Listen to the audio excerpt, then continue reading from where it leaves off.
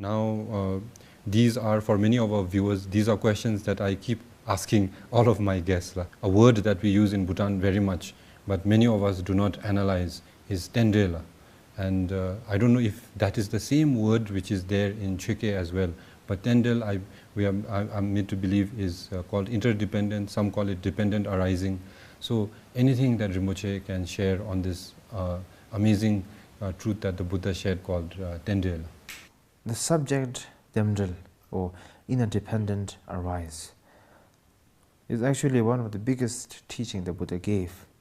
And whatever we learn through learning Buddhism, we realize that actually TenDrel plays a big role in Buddhism, of all Buddhism. Like sometimes, there is these examples that people make, such as they show a finger to someone and say, in the 4 fingers, which are the longest and which is the shortest? We cannot really say this is long and this is short. Why? Because nothing is fixed. Everything is being predicted through comparing with each other. If we don't compare, if it's not what we say in Chökyi, jigla ten jig jonga. Jigla ten means it has to be dependent on each other in order to say the prediction. So like this, everything in Buddhism is mentioned in everything, all phenomena, all the cycle and all the environmental way of living is interdependent. Everything is interdependent. Why? Because that is the system. Is that if we really think carefully, we are dependent on our, people, on our food, on our place we stay, on our clothes, on the land. So everything we are dependent. The land is dependent on the earth. The movement of the earth is dependent on the gravity and the solar system, everything. The earth needs the sun. You see, all of this, detail, and not some sort of a theory or story, but it's actually the truth. It's really interesting when we think about it, that everything arises because it's depending on each other. So what I like to say, what I think I would say, is that if people take time with just noticing things around them, simple things themselves, their family, children, their environment, is that each single item or accessory is dependent on each other. So if people can think like that, if we all can think more about that, understand the true meaning of TenDrel, the way and the cycle of TenDrel, the role of TenDrel, it really opens one of the knowledge in our mind. That's what I would like to say. How does this TenDrel, the knowledge of TenDrel, how is it supposed to help a person? Okay, so regarding to that, how does it help oneself and others to knowing the meaning of TenDrel or the interdependence? Is that this is a huge subject, and you cannot be. I cannot really say it in small words. It's very difficult.